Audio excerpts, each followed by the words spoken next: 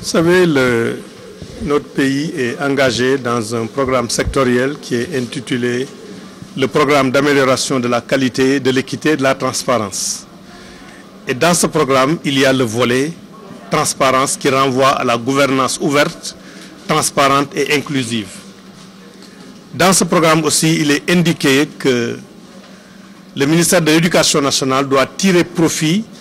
des opportunités de production,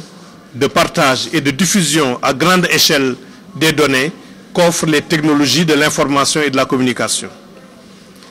Sur la base de ces deux orientations et des directives que le chef de l'État, le président Macky Sall, a données à l'issue des assises de l'éducation et de la formation, nous sommes dans une entreprise de refonte du système d'information du ministère de l'Éducation nationale. Dans le cadre d'un projet qui est intitulé SIMEN, Système d'information du ministère de l'Éducation nationale, qui comprend plusieurs applications qui sont intégrées dans une plateforme unique. Et aujourd'hui, il s'agissait de lancer une de ces applications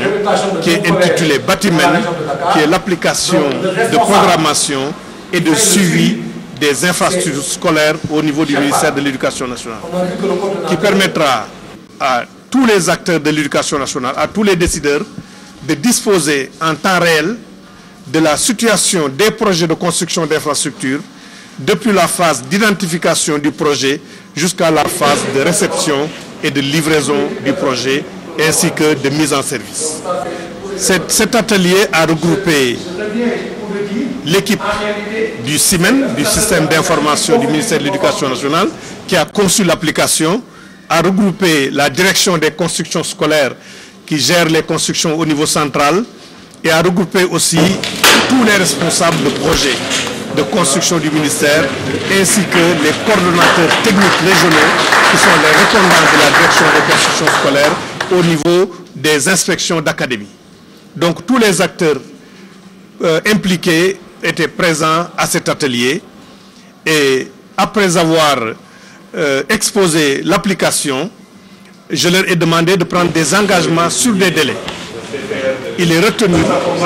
que le dimanche 10 juin 2018, au plus tard, toutes les constructions scolaires qui ont été faites dans notre pays depuis 2012 seront intégrées dans la nouvelle base de données.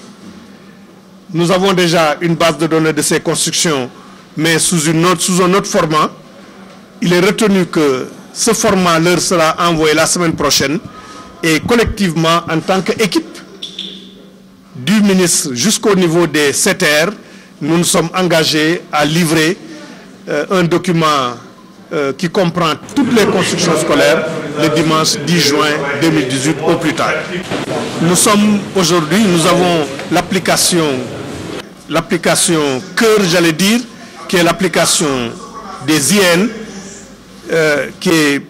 prête, qui sera lancée dans le courant du mois de mars et du mois d'avril. Les IN, c'est l'identification de l'éducation nationale. C'est une application qui permettra à tous les enseignants d'avoir un numéro d'identification, à tous les élèves d'avoir un numéro d'identification et d'avoir même les parents qui peuvent s'identifier pour suivre un peu ce qui se passe au niveau de l'éducation nationale. Nous avons aussi l'application de Planète qui permet de gérer la classe, les emplois du temps, les notes, qui est une application aussi qui est terminée,